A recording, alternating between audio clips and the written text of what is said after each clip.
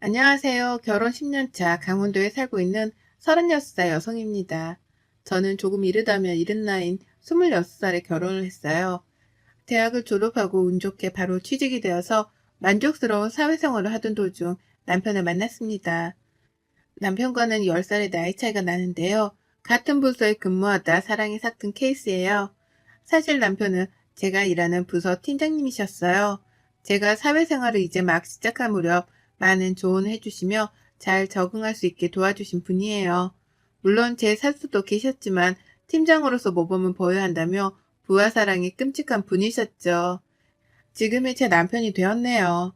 나이 차이가 많이 나고 호르몬이를 모시고 사는 남편을 저희 집에서 처음에 반대를 했습니다.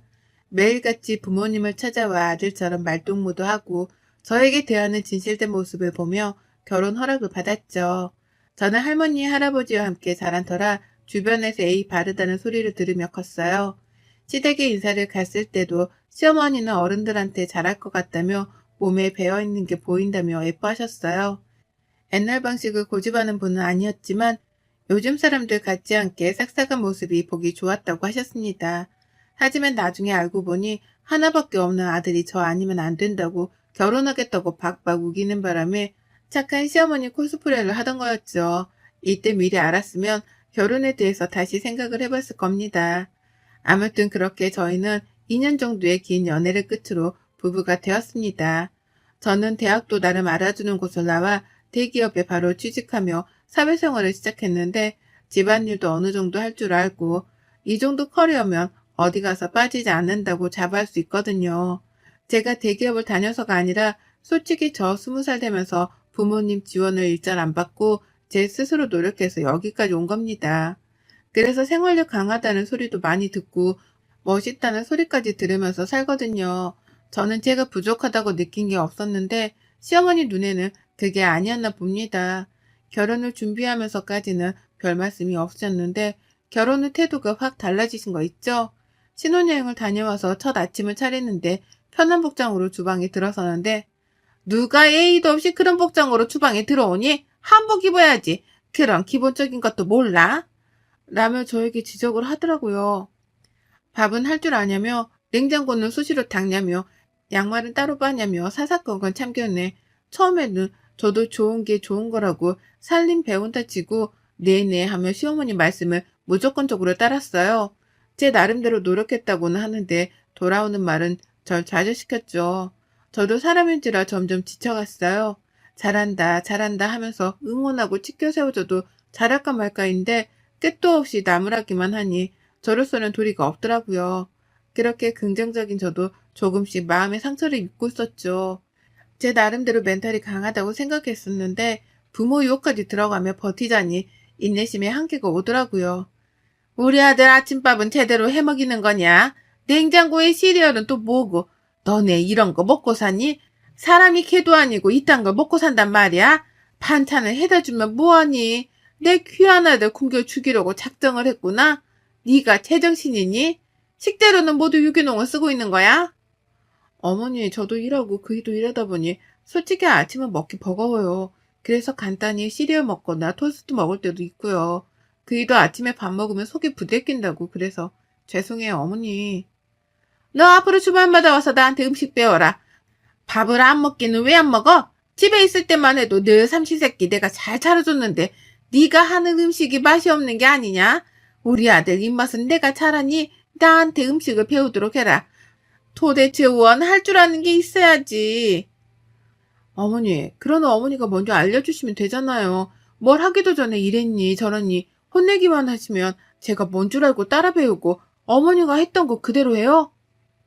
그래, 너 말 한 번 잘했다. 좀 전에도 말했지만 내 말대로 나한테 음식 배워.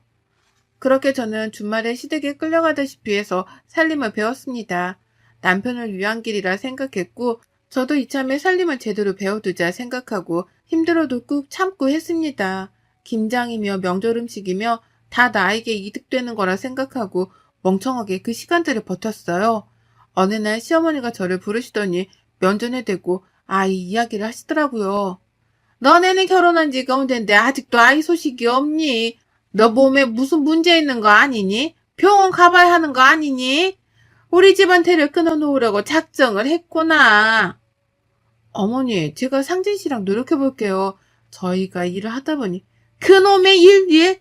여자가 일을 해봤자 얼마나 한다고 그깟 일에 목을 맨다니. 너희 집도 여유가 좀 있던데 굳이 그 일을 해야 하니? 여자는 집에서 살림잘하고 남편 내조에 힘써도 할 일 다 하는 거다.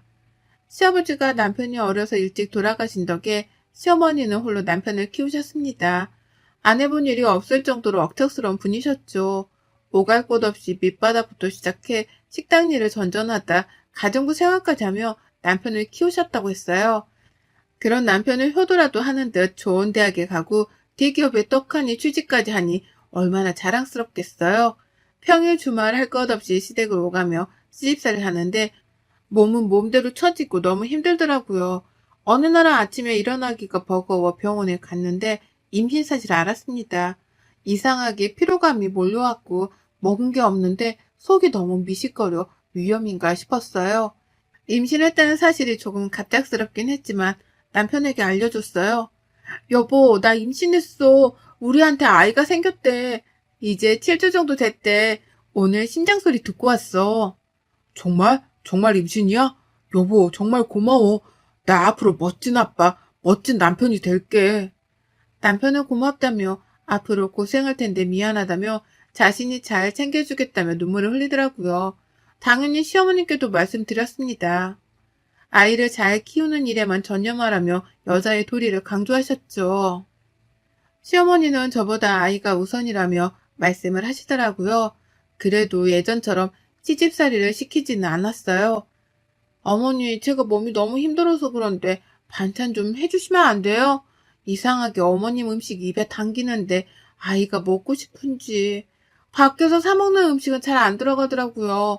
귀한 손주가 먹어야 하니까 유기농으로 부탁드려요. 함부로 아무거나 먹을 수가 없어서요. 뭐? 지금 나더러 네 수발을 들으라는 거야? 아이 가진 게 그렇게 대수야? 네가 직접 해먹어. 너무하세요, 어머니. 제가 아무 음식이나 먹고 탈락이라도 하면 아이는 어떡해요? 뭐?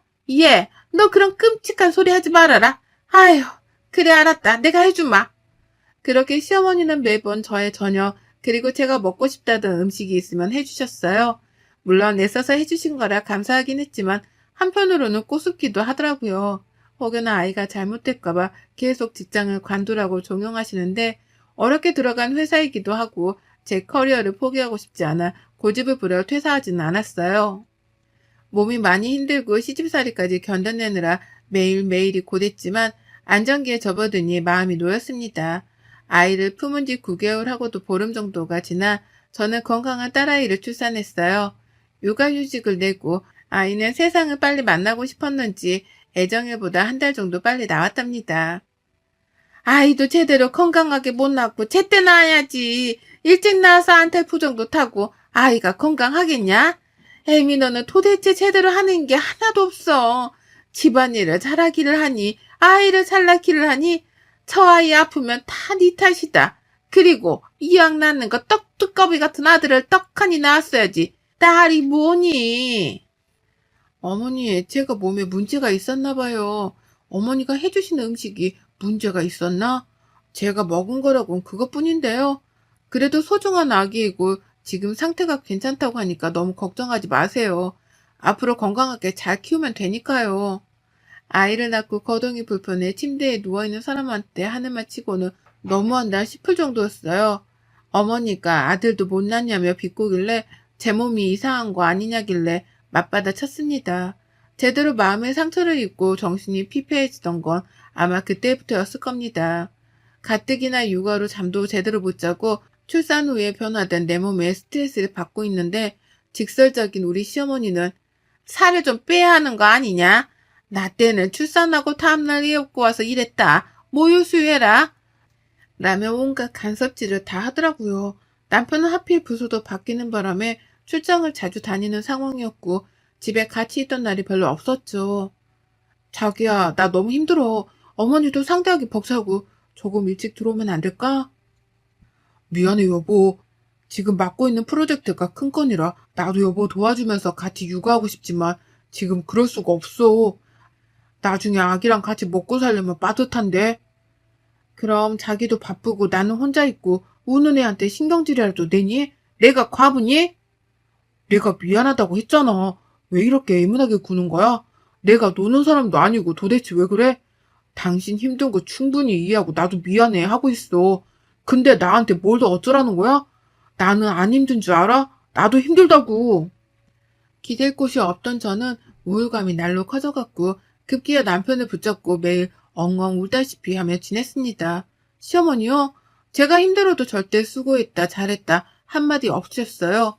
아이가 조금이라도 감기 기운이 있을 때면 제 몸 관리를 지적하면서 집안 얘기를 꺼내질 않나. 조리원에서 퇴소 후 집에 갔는데 시어머니는 여전히 불시에 집에 와서는 밥을 차려라, 청소는 했냐, 이번에 동창회 모임이 있는데 다 같이 먹을 음식 좀 하라며 닥달을 하더라고요. 미친 척하고 배달 음식을 시켰어요. 요즘 홈파티하는 고객들이 늘어나 서비스도 괜찮았고 레스토랑에서 식사하는 것 못지않게 맛도 있고 품질도 좋았거든요. 당연히 그걸 본 시어머니는 얼굴이 일그러지셨고 어머니의 동창분들이 가시고 저를 불러 세우더라고요. 순간 눈에 별이 번쩍했어요. 시어머니가 제 뺨을 쳤기 때문이죠. 우는 아이를 보며 잠든 아이를 보며 그저 아들을 못 낳은 아이를 건강하게 낳지 못한 건 내 탓이라 생각하며 겨우겨우 버텨내길 2년. 우울감은 극에 달했고 병원에 상담을 다니며 약을 처방받아 먹게 되었어요. 그랬더니 그마저도 정신병원에 미친 사람들만 가는 거 아니냐? 하며 막말을 하길래 더 이상은 못 참겠더라고요. 야근을 끝내고 집에 돌아온 남편을 기다렸다가 이혼을 통보했습니다. 어머니 말씀이 너무 지나치세요. 미친 사람들이라뇨. 말조심도 하셔야겠네요. 미친 건 안 돼 미쳤다고 하지. 왜? 뭐가 잘못됐니? 그래요. 다 제 탓이겠죠. 그렇게 애지중지하는 아들 그리고 손녀 데리고 잘 살아보세요. 저는 이쯤에서 빠져드릴 테니 뭐든지 잘하시는 분이니까 따로 말씀은 안 드릴게요. 그이랑 잘 상의해서 아이 유기농을 먹이면서 잘 키우시겠죠.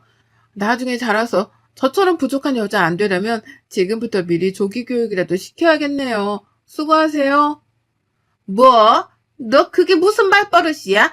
네 집에서 그렇게 가르치던 이런 버르장머리 없는 경우를 봤나? 야, 너 이리 안 와? 야? 지금 야라고 하셨어요? 저도 어머니 부모님이 지어주신 이름 있고요. 어머님한테 야라고 불릴 만큼 그런 하찮은 존재 아니에요. 교육은 어머니가 못 받으신 것 같은데요. 지금 상당히 무례한 거 아시죠? 뭐 이런 게 다 있니? 하나밖에 없는 귀한 아들이랑 결혼하겠다고 했을 때부터 마음에 안 들었어. 너 같은 며느리 필요 없다. 훌륭한 아가씨들 널리고 널렸어. 너 당장 나가. 어머니 비위 맞춰줄 여자가 몇이나 있는지 궁금하네요. 애딸린 돌싱과 아나모인 시어머니, 과연 어떤 여자가 미쳤다고 시집 오나요? 저니까 이 정도 해드리는 거라고요. 복에 겨운 줄 아세요. 남편은 제가 왜 힘든지, 왜 우울하는지 이해하고 있었고 공감하고 있었어요. 제가 더 힘들면 어떻게 행동할지 판단이 안 섰기에 심신의 안정이 중요한 것 같다며 자신이 그동안 미안했다고 시어머니가 심하면 심했지 덜하지는 않을 거라며 조금은 편하게 살아보라며 이혼 서류에 도장을 찍어주더라고요. 그동안 시어머니가 저한테 했던 행동들 남편이 몰랐던 건 아닙니다. 그저 제가 애써 괜찮다고 힘들지 않다고 웃어봤기에 남편도 저는 뭐라 하지 못한 거죠. 저런 년은 애초에 집안에 들이는 게 아니었어. 부족한 거 받아주면서 살림 좀 가르쳐주니 저렇게 토라져서는 막무가내로 행동하는 거구나. 이혼? 까짓것 해봐 어디. 어머니, 저 그동안 결혼하면서 어머니랑 그이한테 밉보일 짓 안 했다고 생각해요. 상황마다 달랐지만 꼬박꼬박 끼니는 챙겨줬고요. 더 이상은 대화가 의미 없는 것 같아요. 그러니 그렇게 좋아하는 아들 끼고 살아보세요. 저는 더 이상 못하겠습니다. 내 인연, 네가 우리 집안을 무시해도 유분수지? 네가 얼마나 잘 사는지 두고 보자. 이 못된 것 같으니라고. 저도 지쳤어요. 질렸다고요. 도와달라 할 때 도와주기는 하셨어요? 아이 한 번이라도 봐주신 적 있으셨냐고요. 그이 삼시세끼 밥 차려주라 해서 그렇게 했고요. 제 고집 피우면서 회사 다니고 욕먹을 때도 저 가만히 있었어요. 어머니가 하는 말이 다 맞겠거니 옳겠거니 그러려고 넘겼거든요. 제가 이 집 며느리입니까? 종살이 하러 온 여자입니까? 제가 며느리긴 해요. 나도 너 같은 며느리 필요 없다. 하나밖에 없는 귀한 아들 고생시키기 싫으니 썩 꺼져. 저는 그 길로 아이를 남편에게 안겨주고 옷가지와 지갑만 챙겨 친정으로 왔습니다. 아이를 생각하며 가슴이 아파왔지만 더는 그렇게 살 수 없었어요. 남편과 아이를 정말 사랑했지만 시어머니의 모진 말과 모진 행동, 저를 어디까지 무시해야 속이 풀리는지 감이 안 잡히더라고요. 정말 죽고 싶었습니다. 친정 부모님은 놀란 눈으로 왜 그러냐며 저를 다그치셨고 저는 그동안에 있었던 모든 것을 말씀드렸어요. 저요? 저도 우리 집에서 사랑받고 자란 외동딸입니다. 그런 딸이 시집가서 행복하게 잘 살 줄 알았는데 이렇게 모진 수고를 겪고 있을 줄이야 꿈에도 모르셨겠죠. 딸 bab으셨던 친정아버지는 뒷목을 잡으시며 너무 기가 막히다며 할 말을 잃으셨어요. 감히 내 귀한 딸한테 그따위 짓을 했단 말이야? 김서방은 뭐하고 있었다니? 네가 그 꼴을 당할 동안 네 남편이라는 작자는 뭐라고 앉아있었냐 이 말이다. 그동안 안 써둔 사정 생각하고 아무 말 안 했지만 딸 가진 죄가 이렇게 크다니 너무 가혹하구나. 그 집은 더 이상 사람으로 대할 집안은 아닌 것 같네. 아빠, 내가 잘 살았어야 했는데 이렇게 못난 모습 보여서 미안해. 하나밖에 없는 딸이 내세울 게 없나 봐. 시어머님 말대로 난 정말 할 줄 아는 게 없는 그런 존재인가 봐. 죄송해요. 너 말은 똑바로 해. 하나밖에 없는 내 귀한 딸이야. 애지중지 해가며 나이 많은 놈한테 시집간다고 할 때 네가 좋으면 그만이었다. 네 스스로 네 가치를 매기지 말렴. 남편을 사랑하는 마음이 없던 건 아닙니다. 남편이 미워서 이혼한 게 아니에요. 시어머니의 모든 행동들과 모든 말들이 저를 고립시켰고 저를 피폐하게 만들어갔죠. 아마 그 집에 더 있었더라면 저는 안 좋은 생각까지도 했을 겁니다. 그렇게 친정에서 지내게 된 지 몇 년의 시간이 흘렀어요. 남편은 꾸준히 아이의 근황을 사진으로 보내주고 있었어요. 아이는 유치원에 다니고 있고 저는 남편과 다니던 회사에 사표를 낸 뒤 이직을 하기 위해 구직 활동을 전전해야 했어요. 면접을 보러 갈 때마다 번번이 퇴짜를 맞았는데 우연히 장명소에서 사무보조 직원을 구했고 면접을 봤는데 당장 다음 날부터 나올 수 있냐고 하는 겁니다. 그래서 흔쾌히 알았다 하고 첫 출근을 앞두고 있었죠. 전 남편에게 전화가 오더니 시어머니가 돌아가셨다며 장례식에 와줄 수 없겠냐고 하는 겁니다. 정말 가기 싫었어요. 시어머니 생각만 해도 치가 떨렸으니까요. 하지만 전화기 너머로 들리는 남편의 울음소리를 외면할 수 없었습니다. 수민 엄마, 어머니 오늘 새벽에 돌아가셨어. 수민이 많이 보고 싶어 하셨는데 그동안 왜 연락 안 하셨는지 몰라. 이혼한 마당에 며느리랬던 사람한테 무슨 말을 듣고 싶어서 전화하셨겠어? 나 같아도 안 할 것 같아. 어머님은 어쩌다 돌아가신 거야? 지금 와서야 하는 말이지만 나 너무 힘들었어. 엄마도 많이 후회하시더라. 당신 볼 면목 없다면서.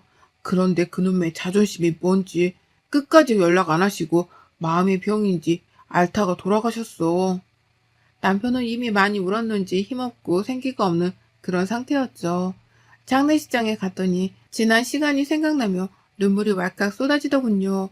이혼을 하며 집을 나가는 그 순간까지 제 뒤통수에 대고 온갖 욕을 하시던 시어머니.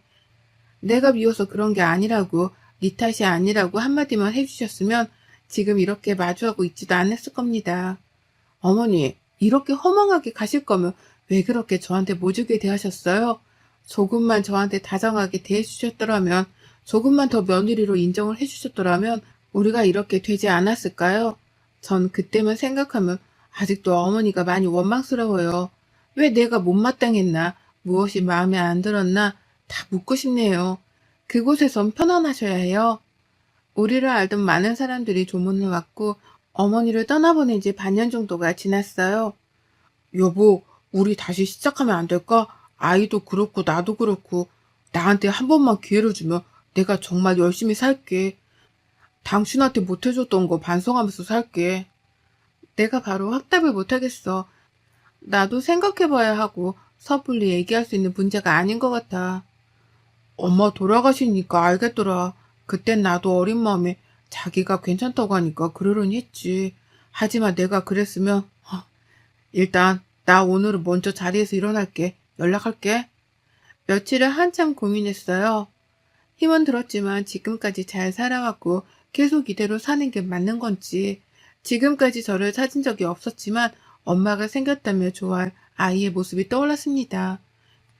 결국 부모 없는 아이로 낙인 찍히게 하고 싶지 않았기에 재결합을 하기로 하고 살림을 합치기로 결정했죠. 이혼할 당시 남편과 저는 서로가 싫어서 이혼을 한 게 아니기 때문에, 그리고 시어머니가 돌아가셨기 때문에 저희가 같이 안 살 이유도, 굳이 거절할 이유도 없었거든요. 무엇보다 아이가 자라면서 부모가 없는 아이라며 막말을 들을 것이라고 생각하니 머리가 아팠고, 아이를 생각해서라도 재결합을 해야 했어요. 남편과는 원만한 관계로 잘 지냈고, 남편은 회사에서 본부장으로 진급까지 했습니다. 강원도에서 회사에 분점이 생겼는데 자리 잡을 때까지 직원들을 교육하고 훈련시키는 업무를 했고, 강원지사 총괄 책임자로 가게 된 거였어요. 그렇게 남편을 따라 강원도로 이사 가게 되었고, 지금까지 잘 살고 있답니다. 뱃속에는 둘째를 품고 있고, 내년 봄에는 귀여운 아들이 태어날 예정이랍니다. 여러분의 생각은 댓글로 남겨주세요. 오늘도 시청해 주셔서 정말 감사합니다.